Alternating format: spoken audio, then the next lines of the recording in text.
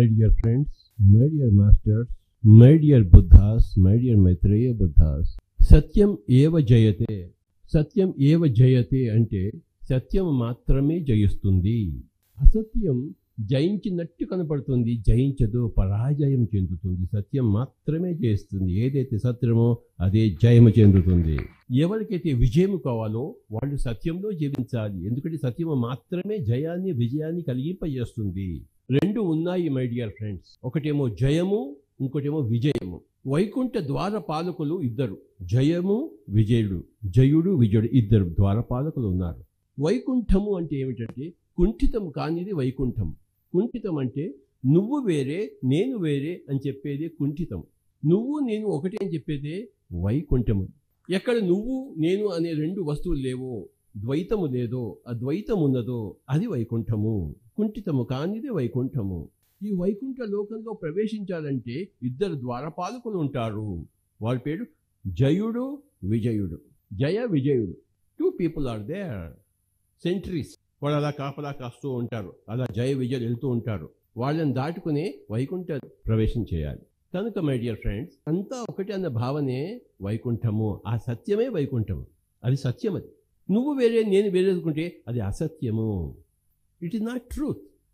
We are all one. 5 వేళ్ళు ఉన్నాయి, 5 వేళ్ళు ఒకటా వేరా? 2 చేతులు ఉన్నాయి, 2 చేతులు వేరా ఒకటా? వేరుగా ఉన్నాయి కానీ అంతా ఒకటే. మనమంతా ఒకటే, ఒక బృహత్ ఆత్మ యొక్క విభిన్న చేతులము, విభిన్న వ్రేళ్ళము. సో ఎక్కడికి నువ్వు నేను అనే భావం లేదో అది వైకుంఠము. వైకుంఠ లోకానికి పోవాలంటే ఉచ్ఛ్వాస నిశ్వాసాలతో చెలిమి చేయవలే, కలిసి ఉండవలే. వాటిని అవి తిరుగుతూ ఉంటాయి, వాటిని కొంచెం తిరగనీయకుండా చేయవాలి. ఎప్పుడైతే మనం శ్వాస మీద ధ్యాస పెడతామో ఉచ్ఛ్వాస నిశ్వాసాలు క్రమక్రమంగా తగ్గి తగ్గి తగ్గి తగ్గి చివరికి పూర్తిగా ఆగిపోయినట్టు మనకి తెలుస్తుంది. అప్పుడు వైకుంఠ ద్వారాలు తెరుచుకుంటాయి. అప్పుడు మన వైకుంఠ లోకంలో ప్రవేశిస్తాము. మన ఉచ్ఛ్వాస నిశ్వాసలే జయ విజయులు. ఎప్పుడైతే మనం శ్వాస మీద ధ్యాస పెడతామో మామూలుగా ఒక 9 అంగుళాలు ఉంటుంది మన శ్వాస. మెల్లిగా 8, 7, 6, 5, 4, 3, 2, 1 చివరికి నాసికాగ్రంలోనే అలా ఉండిపోతుంది. అంటే అలా కదిలి ఉండి ఉండనట్టు, కదలనట్టు అది బహు సూక్ష్మంగా అయిపోతుంది శ్వాస. సూక్ష్మములో మోక్షము. ఆ శ్వాస మీద ధ్యాస పెట్టినప్పుడు, అంటే ఆ జయ విజయులతో చెలిమి చేసినప్పుడు, hey I want to make friendship with you breath. The breath is the secret.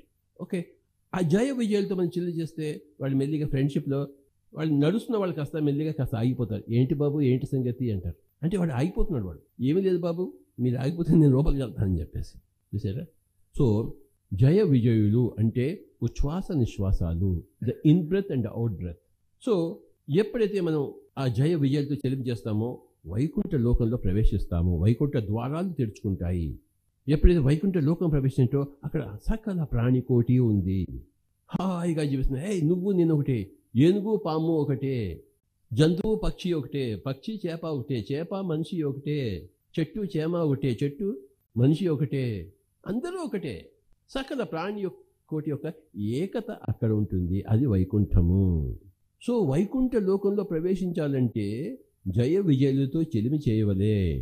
ఎప్పుడైతే మనం ఉచ్ఛ్వాస నిశ్వాసాలతో మనం ఫ్రెండ్షిప్ చేస్తామో అప్పుడే మన జీవితంలో జయము, అప్పుడే మన జీవితంలో విజయము. సక్సెస్ అంటే ఏంటి?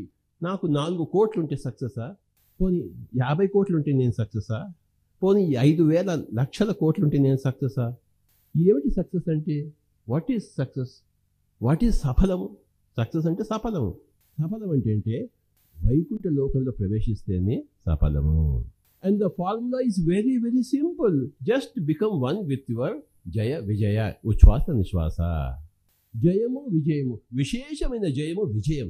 జయము అంటే ఇహలోకంలో జయము, విజయం అంటే పరలోకంలో జయము.